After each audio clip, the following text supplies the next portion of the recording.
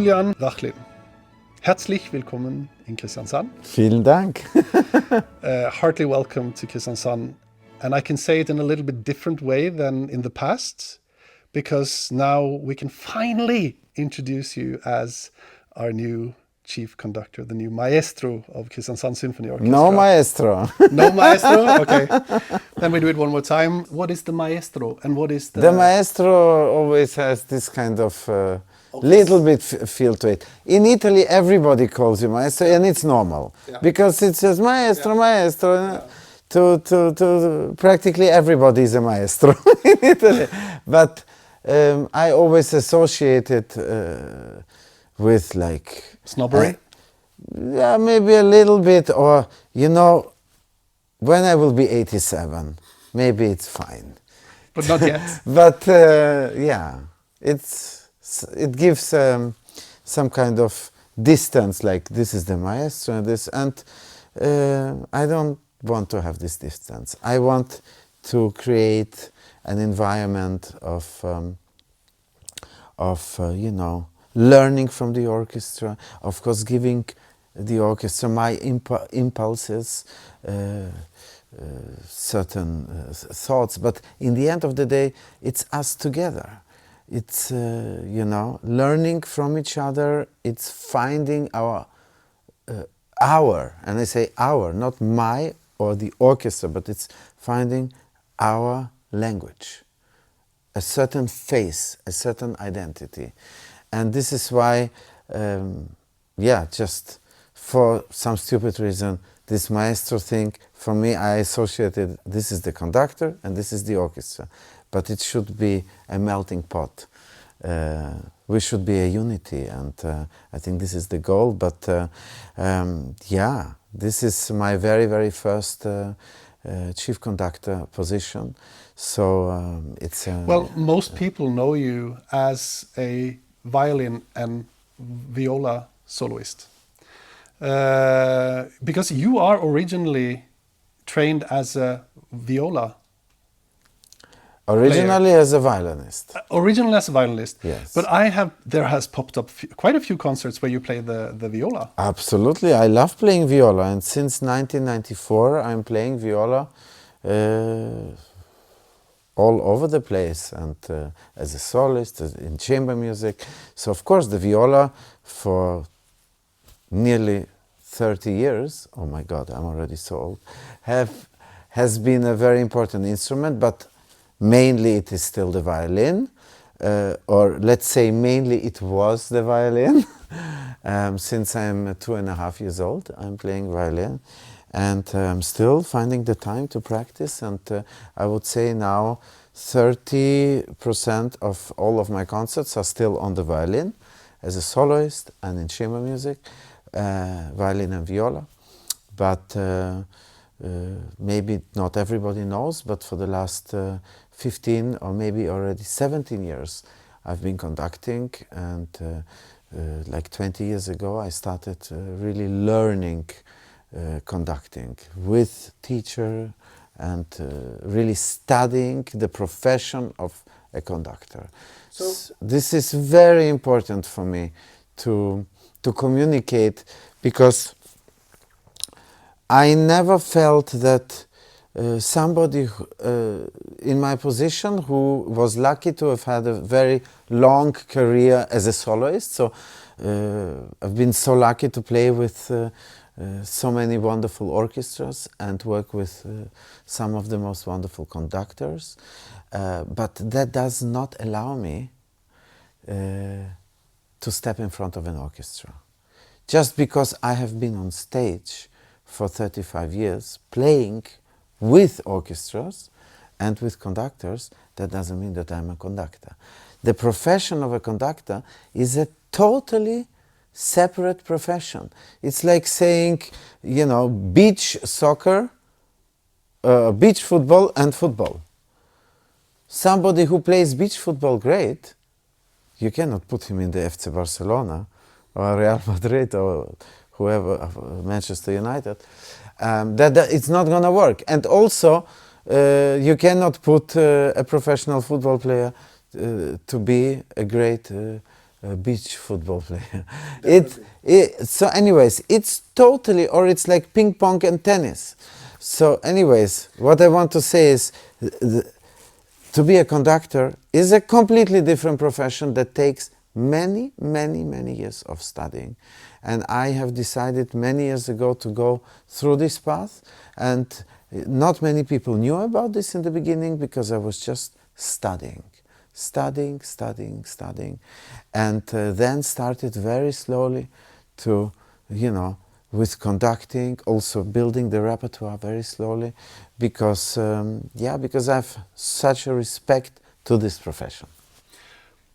So now you said how you got into conducting, but then I think the question is always interesting to hear why.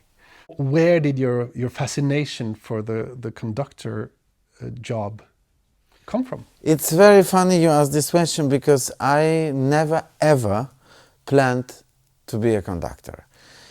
But like 2 years ago, my parents showed me a photo of me being 6 years old, dressed up in my father's tails, in the frock, but I was small, and my father is a cellist. He was playing in the orchestra in Vienna all his life. And of course the tails is like, the end of the tails is rolling on the floor because I'm so small and I'm wearing this. But why I'm saying it, with a baton, with a conductor stick, and I think that for sure there was at that time still an LP playing, and I was conducting. Very funny because I don't remember that, and I definitely never had in my mind that I'm going to be a conductor. How it happened is that in the 90s, in the late 90s, mid to late 90s, the chamber orchestras, a lot of chamber orchestras, like the Academy of St. Martin in the Fields, the English Chamber Orchestra, they started asking soloists to come to perform without conductor. Of course, you can only do it with specific concertos. Although I have expanded that recently. You have. I've expanded the repertoires. I'm not just doing Mozart concertos, but doing Beethoven concerto without conductor, doing Tchaikovsky concerto without conductor, doing Brahms violin concerto without conductor, doing Prokofiev second concerto without, and so the borders are changing, let's say. I'm always trying to define what I cannot do. So this is very important, to know that you're not Superman, so that there's always a border, but these borders, they change. And so I was invited by various chamber orchestras, and there is no conductor. So they told me I was playing a Mozart concerto, so I was standing there, the orchestra was playing the introduction, and I'm just standing there, and then I took the violin and I started to play. The concertmaster, the leader, is sort of leading the thing. And suddenly, in one of the breaks, we stopped to check something, to repeat something. The concertmaster says, "Julian, please, if you have any ideas or wishes, please tell us, please work with us, feel free, because there is no conductor." Yeah. I said, nobody has ever asked me for my wishes. Because that's the funny thing. Because the people think, oh, the soloist is the big star. Absolutely, the soloist is the star in the evening. But what the people don't know is that the soloist has nothing to say for the interpretation of a concerto. So the soloist, including when I'm the soloist, always, the conductor is leading the interpretation. And of course, the conductor tries to accommodate the soloist, but you can ask 2-3 wishes to the conductor and hope that he agrees with you to communicate it to the orchestra, especially when you are a young soloist. Then it switches a little bit later. When you are older than the conductor says, please, I want to do anything what you want. It switches with the time. But at the time it was an incredible experience, in the sense that for the first time I could communicate my musical ideas to an orchestra. These ideas have, of course, been over the years gathering and accumulating. So I had a lot to share, a lot of suggestions or ideas. And as I was standing there in front of the Academy of St. Martin in the Fields, an amazing English orchestra, as everybody knows, I was surprised that the musicians believed and were ready to go on this adventure of my musical ideas about this concerto. So for some strange reason, they believed.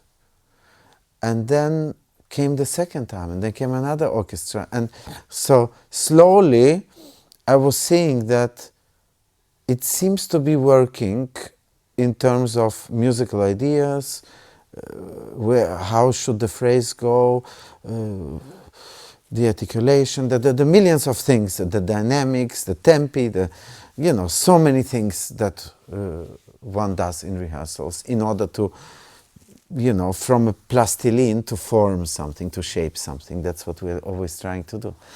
And then I thought, at a certain point, after various experiences with chamber orchestras, I thought, but maybe I should do one symphony. But I don't want to just do it, just like this, to wave my arms in the air. I want to study it seriously. And this is when I decided to start the adventure, the lifelong endeavor of stepping into this big, wild, complex but miraculous world of conducting. The most important element of a conductor together with an orchestra is for sure the time spent in rehearsals. The concert is, let's say, the dot on the I. I don't know if you have a saying in Norwegian. Yeah? So this is, of course, the culmination, hopefully, the climax of the whole week that you have spent working. But the most important, everything happens really in the rehearsal. Of course, in the concert, ideally, another dimension happens that can never be rehearsed. The je ne sais quoi, as they say. The magic can only happen in the concert. But the foundation of an interpretation and of a language, as I was saying before, to decide together what is the style, where do we want to go with this composition, it all happens in the rehearsal. But personally, for the conductor, and of course I can speak for myself, but maybe also for a lot of my colleagues, of course for us conductors it happens months, years before we step in front of an orchestra, because we have to know exactly what we want. But at the same time, as I need to have an absolute, very clear plan of what musically, where I want to go, at the same time, I want to, and I need personally, to inhale what the orchestra has to offer. And they have a lot to offer, because they are playing every week a different program and a different project. And they also have formed over the years a very specific identity, a way of communication, a way of playing a musical language. And this is why it's so extremely exciting with any piece, to see what do I get from Kristiansand Symphony, at the same time I bring in what I believe the composer wanted. First of all, we all, should never forget that our heroes and our gods are the creators of the music. So they are the composers. And so we try to make sure that they are not turning in their grave. We are trying to do as much as possible that the ones that are not alive, and most of them are not, of course we love also welcoming composers that are alive, that we can call and that we can ask, and if they are here we can say, how do you want this played? Because that makes life so much easier for us. But of course with the Bach and Beethovens and Schuberts and Mozarts and Stravinskys and Beethovens and all these incredible geniuses, and I left out many now, but we cannot call them, we cannot ask them. So we can only read as much as we can about their humor at the time, about their frustrations, about their emotions, about their about everything, about their lives and what was important for them. And of course look at the score. And the score, if you really start to look more and more and deeper going into the score, you find so much. Even that maybe seems abstract, but behind the notes. So you have the note printed on the paper, but what is behind the note? So a 3D. There are so many miracles hidden, and the older you get, or the older you get on the one place, but also if you keep being curious, you will discover this. So what is it, to answer your question, what makes it special? The special thing is, first of all, the musicians here are just wonderful. And I'm not saying it because I have to say it on camera and, just to make compliments, because that would not be genuine. What makes this orchestra one of my favorite orchestras is their thirst for music, their thirst for growing. They are inspired, they love music. They don't come to a first rehearsal on a Monday like this. Okay, from 11 to 2, and my family and my children and my this, and oh my God, when is it going to be finished? So, and this is not a given. This is not in every orchestra. Of course, I'm exaggerating now, but this routine feeling, I don't feel this routine feeling, and that makes the work so much more exciting, and that makes the result and the possibility of achieving extraordinary results much more realistic, because the starting point from the first day of rehearsal is so high, at such a high quality, and just basically the fact that, and I speak for the whole big group, for the whole orchestra, that I am giving the feeling that let's work and let's do everything possible so that on Thursday we have an amazing concert. And that is just, that is a wonderful, already I get to experience this, I think nearly 6 years as a principal guest. But I have to check. It's about 6 years since you were here the first time. Yeah, I think more or less. But given the trust of the musicians and given this possibility to spend the next at least 3 years together, intensely together, fills me with a great responsibility, with humility, with it's a great honor, but it's also a great joy, and I am very, very much looking forward to work and to do this journey together and to set our goals very, very high. And it's not just going to be, you know, a happy ride where everything is great. No, we want to work and we want to show the results to the Kristiansand audience, but also hopefully outside of Kristiansand. We're going to have some wonderful, you know, what I believe interesting things to offer. Of course, the audience is going to hear some of the greatest symphonies that have not been written yesterday, but hopefully in an interpretation that will give the feeling as if the work has been written yesterday. This is the goal, that we will try the best. We are trying to get two great, legendary, world-class soloists to Kristiansand that normally would not come, or we would normally not be able to get.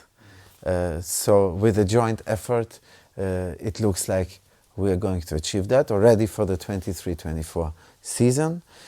So two really great world-class names as soloists, and we will hopefully have a very nice mixture, introduce some of my favorite composers that are alive as well, and that I would like to present, introduce wonderful young talents that I very much believe are the future and are the future heroes. Of course, we will very much also include the Norwegian